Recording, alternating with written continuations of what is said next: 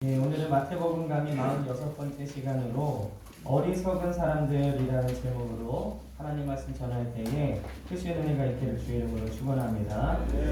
하나님의 형상과 모양으로 지음받은 처음 인간은 영적으로나 지식적으로 지구상의 어떤 피조물보다 뛰어난 존재들이었습니다. 그러나 아담의 타락 이후에 인간의 영적인 지혜는 완전히 없어지게 되었죠.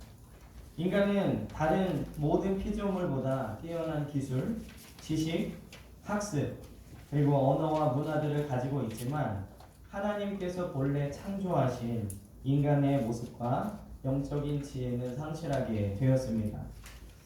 그 인간의 어리석음은 바로 죄라는 결과로 나타나게 되었는데 시편 14편 1절에 보면 어리석은 자는 그의 마음에 이르기를 하나님이 없다 하는도다. 그들은 부패하고 그 행실을 가증하니 선을 행하는 자가 없도다. 어리석은 사람들은 마음에 하나님이 없다라고 단정을 짓고 그 마음에 원하는 대로 죄를 짓는다라는 말씀이겠죠. 어리석은 자의 대표적인 모습이 바로 하나님이 없다라고 말하는 겁니다.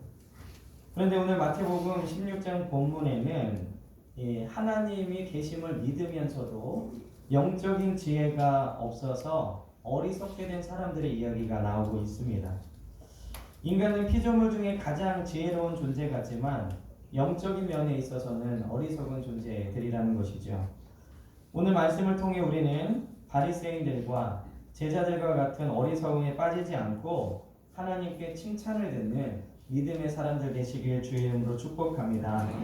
그럼 오늘 말씀을 통해서 우리가 경계해야 할 영적인 어리석음은 무엇이냐? 첫째는 깨닫지 못하는 어리석음입니다. 오늘 1절에서 4절에 보면 바리새인과 사두개인들이 예수님께 찾아와서 하늘로부터 오는 표적을 구하였더니 예수님께서 너희가 날씨는 분별할 줄 알면서 시대의 표적은 분별하지 못하느냐 하면서 요나의 표적밖에는 보여줄 표적이 없다 이렇게 말씀하셨습니다. 오늘 예수님께 찾아온 사람들은 바리새인과 사두개인들인데요. 이들은 이스라엘 사회의 대표적인 종교적 지도자였습니다. 이 원래 바리새파랑 사두개파는 서로 사이가 좋지 않습니다. 왜냐하면 이 사두개파는 이 정치적인 성향이 강한 사람들로서 이 로마와 결탁하는 것을 부끄럽게 여기지 않았습니다. 그리고 그들은 천사와 부활을 믿지 않고 오직 모세의 율법을 현재에만 적용을 했다는 것이죠. 거기에 비해서 이 바리새파는 천사와 부활을 믿었고요.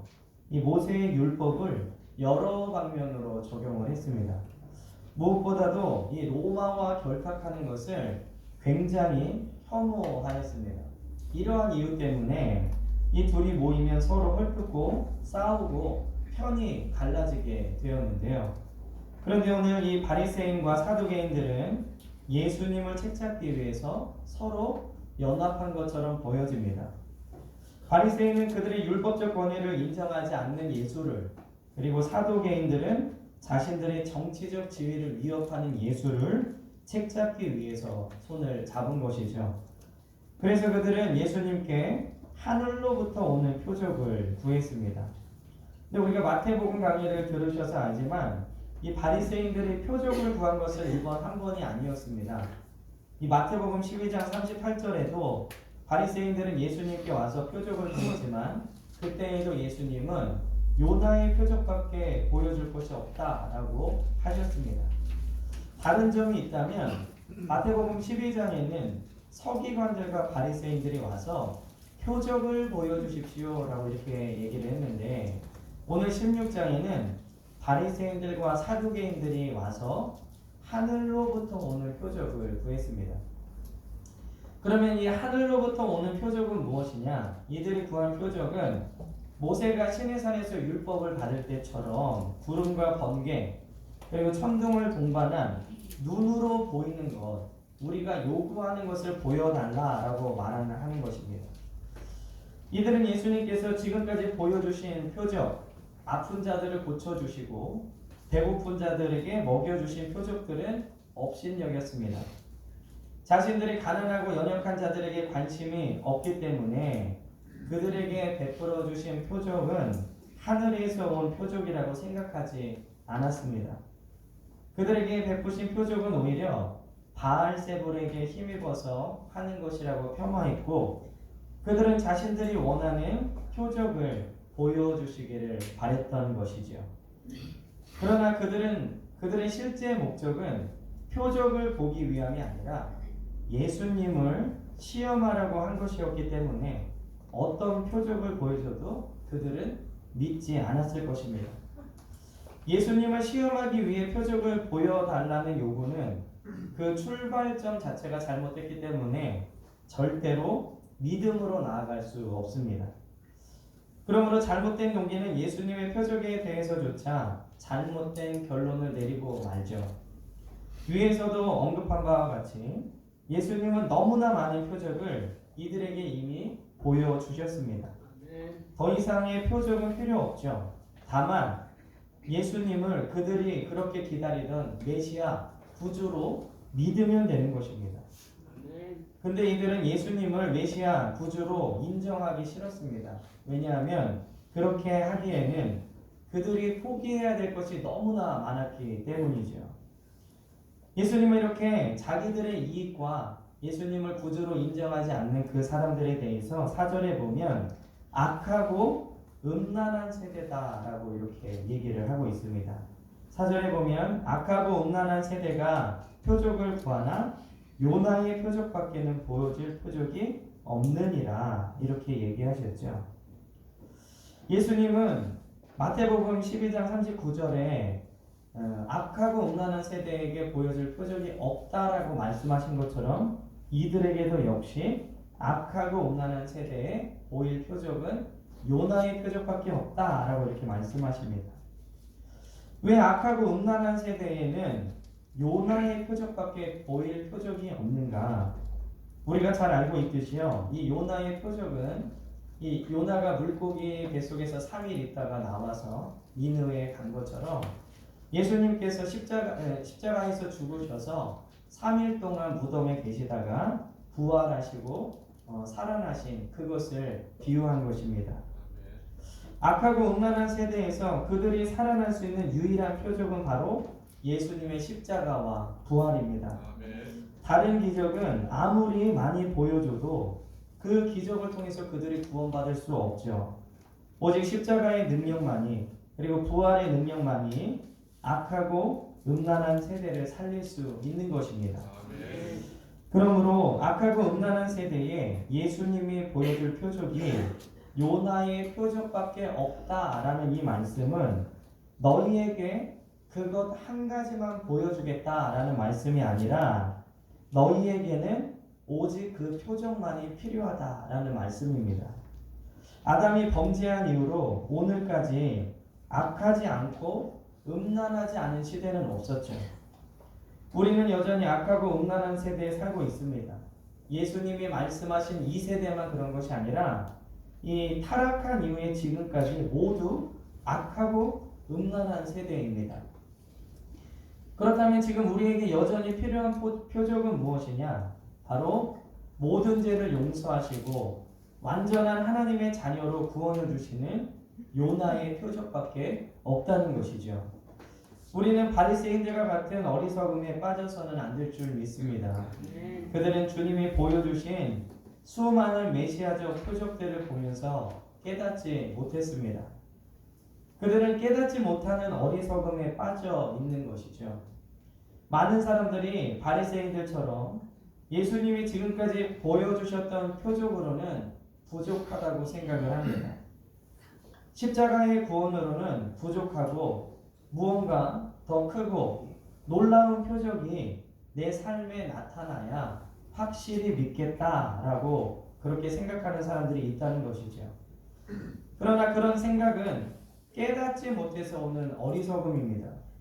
악하고 음란한 세대에 필요한 것은 오직 요나의 표적뿐이라는 것을 잊지 마시기를 주의 이름으로 축원합니다.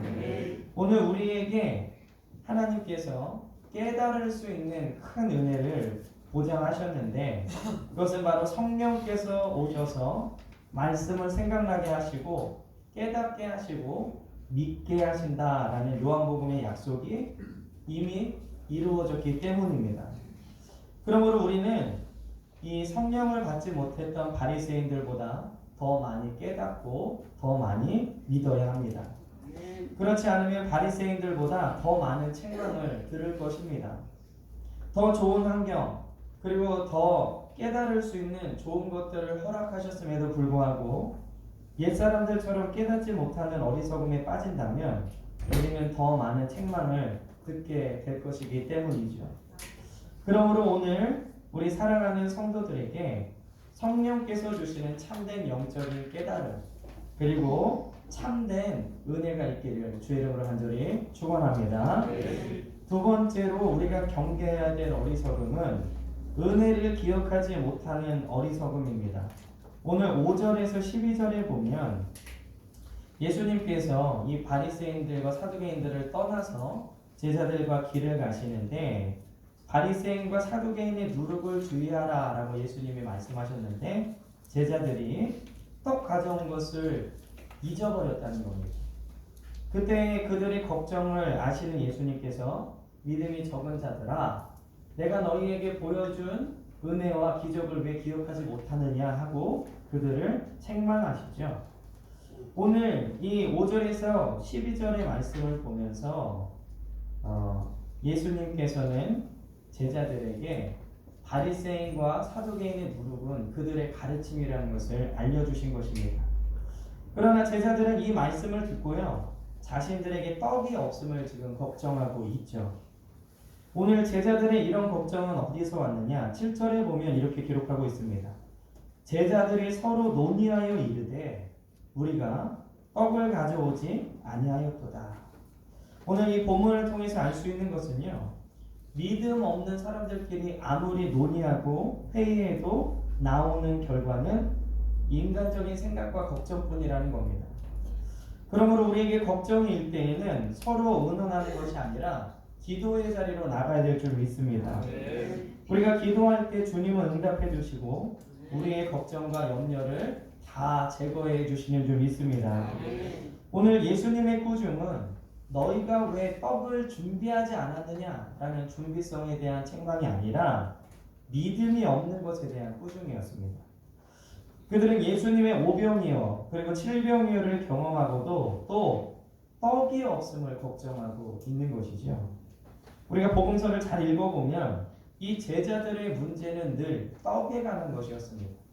예수님께서 너희가 떡을 나눠줘라 라고 했을 때 우리가 어디 가서 이 많은 사람들을 나눠줄 떡을 사겠습니까? 오늘도 보면 우리가 떡을 가져오지 않았다. 이게 제자들의 문제였어요. 그러나 주님께서는 떡이 있느냐 없느냐가 아니라 믿음이 있느냐 없느냐를 늘 물어보신다는 것이죠. 제자들은 떡을 가져가는 것을 잊었을 뿐만 아니라 그들에게 베풀어 주신 기적과 은혜도 함께 잊어버린 겁니다. 예수님께서는 바리새인과 사두개인들의 누룩을 주의하라고 하셨을 때 그들은 예수님의 말씀을 듣고 누룩만 기억하면서 먹을 떡을 생각한 것이죠. 그 얘기를 온전히 들었다면 바리새인과 사두개인의 누룩은 무엇인가 이렇게 고민해 본 것이 아니라 누룩만 생각하고 곧바로 먹을 떡을 생각해 낸 것입니다. 오늘 예수님께서는요 제자들에게 오병이어와 칠병이어의 기적을 기억해보라 이렇게 말씀하십니다. 오병이어로 5,000명을 먹이고 12바구니를 남기시고 칠병이어로 4,000명을 먹이시고 7바구니를 남긴 것을 기억하지 못하는 제자들에게 그들의 믿음이 없음을 꾸짖고 계신다는 것이죠. 오늘 제자들의 모습을 보면서 우리는 믿음이 자라지 못하게 하는 요소들을 몇 가지를 볼 수 있는데요. 무엇이 우리의 믿음을 약하게 하느냐? 첫째는 주님이 주신 은혜를 기억하지 못할 때 믿음이 약해집니다. 오늘 9절에서 10절에 보면요. 예수님이 너희가 오병이어와 칠병이어를 기억해보라. 너희가 걱정하고 있는 것이 헛된 것이다 라고 말씀하고 있다는 것이죠. 이 제자들은 예수님께서 오병이어와 칠병이어로 수천 명을 먹이신 것을 경험한 사람들입니다. 그럼에도 불구하고 그들은 지금 떡이 없음을 걱정하고 있죠. 주님이 주신 놀라운 기적을 벌써 잊은 것입니다. 우리도 믿음이 잘 자라지 않는 이유는 주님이 주신 은혜를 잘 기억하지 못하고 우리는 은혜를 잘 잊고 서운한 것은 잘 기억하는 연약함이 있기 때문에 그렇습니다. 믿음이 크게 성장하지 않는 사람들의 특징을 보면 바리새인들처럼 주신 은혜를 깨닫지 못하거나 그래서 하나님이 부어주셨는데 그것이 마치 내가 잘해서 된 것처럼 착각하거나 혹은 주님이 부어주신 은혜를 삶의 짐에 돌려서 잊어버리고 사는 사람들이라는 것이죠.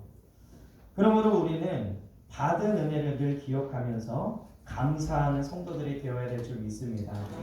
왜 감사해야 되느냐? 감사는 은혜를 깨닫고 그것을 기억하는 사람들에게만 나타나는 표징이기 때문에 그렇습니다. 그러므로 우리는 감사하는 성도들이 되어야 되겠죠. 오늘 우리에게 부어주신 은혜를 기억하시면서 감사로 반응하시기를 주의 이름으로 간절히 축원합니다. 또한 이 제자들의 모습을 보면서 믿음이 약해지게 하는 요소 두 번째는 주님의 능력을 의심할 때 믿음이 약해집니다. 그들이 경험한 오병이어의 기적과 칠병이어의 기적의 사건은 모두 이 기초가 되는 빵과 물고기가 있었습니다. 그들은 예수님께서 적어도 물고기 2마리, 빵 5개는 있어야 기적을 베푸실 수 있는 분이라고 생각했을 수도 있죠. 제자들은 지금까지 아무것도 없는 곳에서 먹을 것을 만드신 기적은 경험한 바가 없기 때문에 떡을 가져오지 않은 것에 대해서 걱정을 했습니다. 물고기 1마리라도 있어야 주님이 기적을 베푸실 거라고 생각을 했다는 것이죠. 그래서 예수님께서 바리새인들과 사두개인들의 누룩을 주의하라는 말씀은 그들의 누룩을 받지 말고 다른 곳에서 구하라는 명령으로 착각했습니다. 그러나 주님은 빵이 몇 개이든 물고기가 몇 마리이든 문제가 되지 않으시는 분입니다. 아무것도 없어도 주님은 그 은혜를 베푸실 자들에게 무한한 능력으로 베풀어 주시는 분인 줄 믿습니다. 그러므로 우리는 주님의 무한하신 능력을 의심하지 말고 전적으로 신뢰하는 성도들이 되어야 합니다. 제자들처럼 혹시 이것 없으면 안 해주시진 않을까? 나에게 이것이 없으면 주님이 외면하시는 것은 아닐까? 그렇게 의심하는 것이 아니라 나에게 아무것도 없을지라도 하나님의 자녀로 무한한 사랑을 주시고 무한한 능력을 베풀어 주시는 그 주님을 믿고 나아가시는 저와 여러분들 되시길 주의 이름으로 축원합니다. 오늘 이 제자들의 모습을 보면서 믿음이 약하게 하는 세 번째 요소는 빵 자체에 집중할 때 믿음이 약해진다는 것입니다. 오늘 우리 한국 성경에는 떡으로 이렇게 번역이 되어 있는데 왜냐하면 이 한국 성경으로 번역될 때에는 빵이라는 단어가 없었기 때문에 잘 알 수 있는 가장 흡사한 떡이라고 번역을 했습니다. 근데 우리가 떡이라 그러면 왠지 간식 혹은 잔치 때 먹는 그런 음식처럼 느껴지죠. 근데 우리가 정확하게 알려면 우리가 빵으로 이렇게 인식을 해야 되는데 이 유대인들에게는 이 빵이 주식이었습니다. 빵과 포도주가 그들의 주식이었죠. 그래서 떡이라고 하면 왠지 간식 같은 느낌이 크게 들지만 이들이 먹었던 주식, 우리로 하자면 밥 이렇게 생각을 하면 더 의미가 잘 와 닿습니다. 빵은 당시 사람들에게 살아가는 데 있어서 없어서는 안 될 중요한 것이었죠. 물론 우리도 먹지 않고는 살아갈 수 없습니다. 그러나 그것만을 위해 사는 인생이 되어서는 안 된다는 것이죠. 제자들은 오직 빵에게만 집중했기 때문에 예수님의 능력과 기적을 잊어버린 겁니다. 우리의 믿음이 자라지 않고 신앙이 성장하지 않는 큰 이유 중에 하나는 바로 빵에 대한 지나친 집착 때문에 그렇습니다. 우리가 세상에 지나치게 집중하면 주님의 은혜가 보이지 않고 주신 은혜를 쉽게 잊어버리게 됩니다. 그러므로 우리는 빵에 대한 집착이 아니라 주님을 향한 열망, 주님을 향한 믿음의 시선을 가져야 될 줄 믿습니다. 오늘 이 제자들의 모습을 보면서 우리의 믿음을 연약하게 하는 세 가지, 주신 은혜를 기억하고 감사하고 또 주님의 능력을 의심하지 않고 온전히 신뢰하며 세상에 대한 집착이 아니라 하늘나라를 늘 소망하며 이 땅에서의 사명을 감당할 때 우리의 믿음은 강건해지고 성장하게 될 줄 믿습니다. 마지막으로요, 어리석음을 벗어나는 방법입니다. 오늘 이 바리새인과 사두개인들은 깨닫지 못하는 어리석음을 범했고 제자들은 은혜를 잊어버리는 기억하지 못하는 어리석음을 범했는데 그럼 그런 어리석음을 벗어나는 방법은 무엇이냐? 오늘 예수님께서 바리새인들과 사두개인들의 요청에 대해서 요나의 표적밖에 보일 것이 없다라고 떠나가셨습니다. 4절에 보니까 아까 읽은 말씀 뒤에 보면 그들을 떠나가시니라 이렇게 기록을 하고 있죠.